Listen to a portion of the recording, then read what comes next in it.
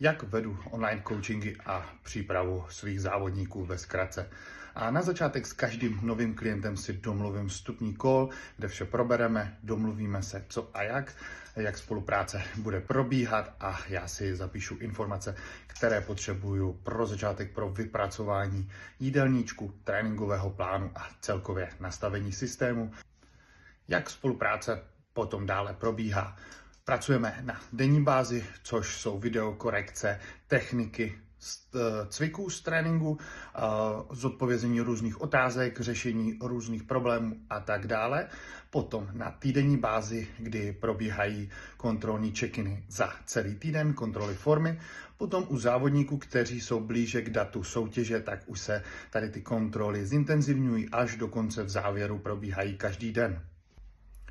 Garantuju 100% servis, online coachingu se věnuji na plný úvazek a opravdu odpovídám na všechny zprávy včas.